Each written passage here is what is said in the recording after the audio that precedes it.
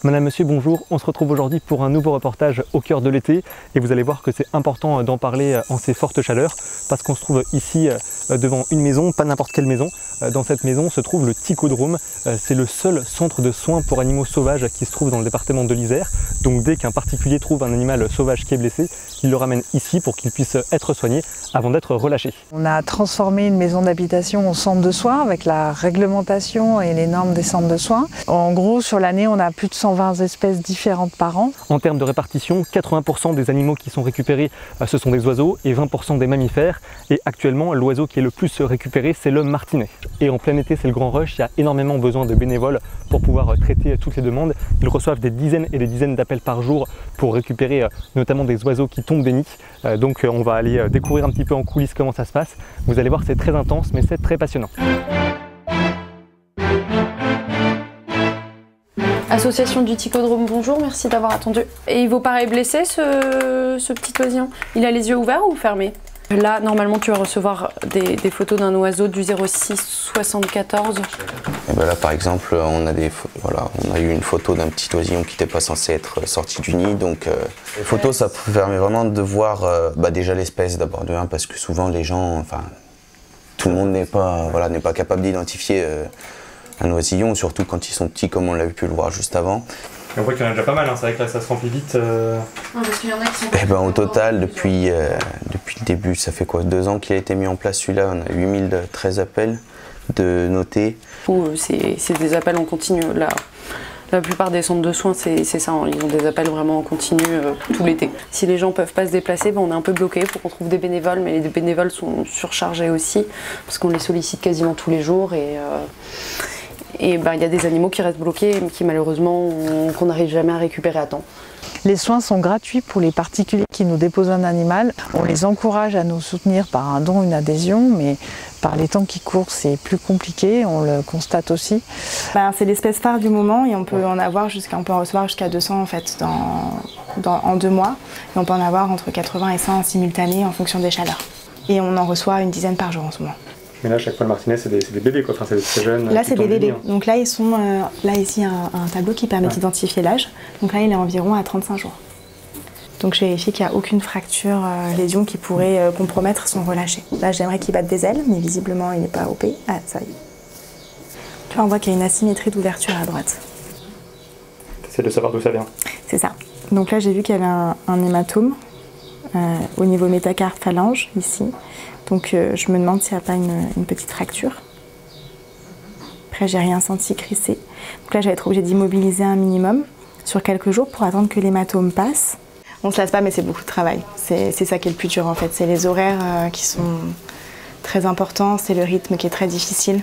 Mais par contre, le métier en lui-même, il est incroyable. C'est juste tenir sur la longueur qui est pas facile. Là, on fait 7h30, 21h minimum par jour. Donc les martinets sont pris en charge ici. On met en place un protocole de nourrissage, de la médication s'il y a besoin, de la réhydratation s'il y a besoin, etc. Et le but, c'est qu'ils reprennent des forces pour après pouvoir prendre leur envol, quoi. Qu'ils reprennent des forces, qu'ils grandissent, parce que là, ils sont pas encore volants du tout. Et après qu'on les relâche et qu'ils repartent, ouais. On leur fait une sous-cute, c'est pour les réhydrater. Du coup, en fait, c'est des petits qui sont pas encore volants. C'est des juvéniles. Et là, avec les chaleurs, en fait, ils nient sous les toits, en hauteur. Et avec les chaleurs, ils essayent d'avoir un petit peu d'air. Et du coup, ils sortent un peu du nid pour avoir de l'air, mais sauf qu'ils ne savent pas voler et eux, ils n'ont qu'une chance pour partir. C'est des oiseaux qui vivent tout le temps en vol, à part pour se reproduire. Chut, bouge pas. L'hiver, on a 50 animaux reçus par mois et l'été, on passe à 500 qui sont donc victimes des activités humaines. Pour les petits hérissons, par exemple, ça va être les tondeuses, les rotophiles. Évidemment, pour toutes les espèces, c'est la circulation routière. Et puis, on a aussi l'impact climatique parce que comme on a des températures actuelles, des canicules, ça impacte directement la faune. Il reste de l'eau ou pas ? Donc là, il y a un protocole avec les hérissons parce qu'ils sont porteurs de maladies parasitaires qu'il ne faut pas qu'ils se transmettent entre eux. Donc on s'équipe de gants pour ne pas transmettre ces maladies-là. Je vais faire là-haut le marron. Oh, il y a des bébés chauves-souris trop mignonnes. C'est du lait avec de la pâtée, c'est un mélange de lait pâté. Et on fait vraiment goutte à goutte parce que c'est tout petit. Allez, let's go. Donc je vais rentrer, vérifier qu'au niveau du bol, il est effectivement prêt. Et le prendre en main si jamais il est prêt pour vérifier qu'il ne s'est pas blessé, qu'il n'y a pas eu quoi que ce soit qui soit passé en volière pendant son temps de rééducation. Est-ce que tu peux me rentrer celui-ci?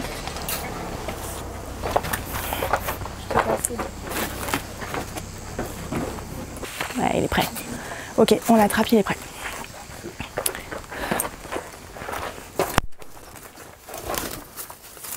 Cadeau.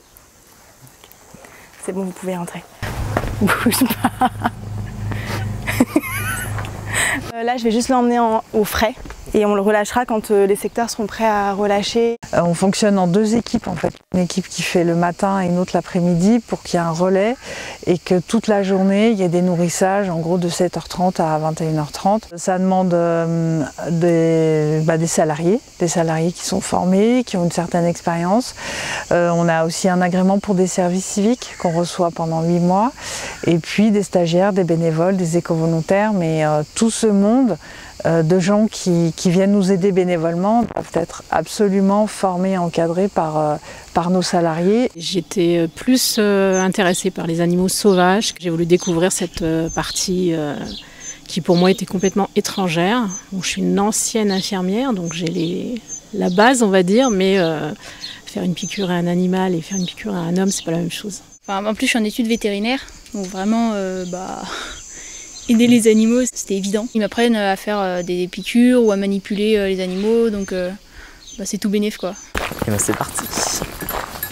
Dernière séquence, c'est le moment de relâcher le faucon qu'on a vu tout à l'heure. Ça veut dire c'est un peu l'accomplissement, c'est un peu pourquoi on fait ça aussi, non? C'est ça. Ça fait du bien de les voir relâcher, de les voir partir et que tout allait bien pour eux. De base, je viens de l'informatique. Ah ouais, rien à voir. J'étais développeur d'applications et ça avait plus de sens. Moi, je voulais aider les animaux. Ça me parlait plus. Du coup, j'ai commencé par du bénévolat et après j'ai enchaîné avec un service civique. Donc me voilà ici. Et là, t'as retrouvé du sens, ouais? Ouais, totalement.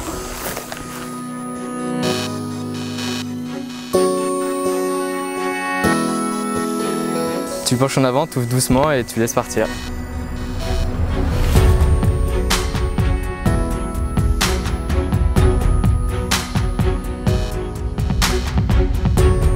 C'est émouvant.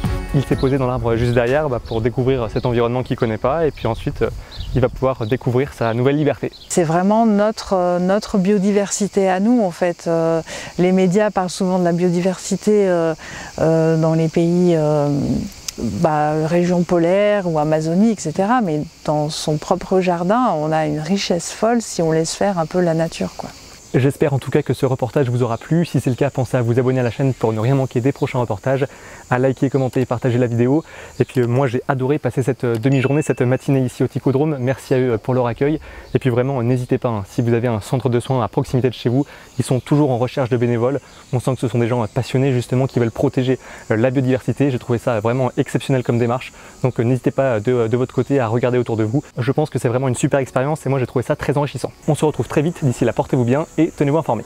Ciao!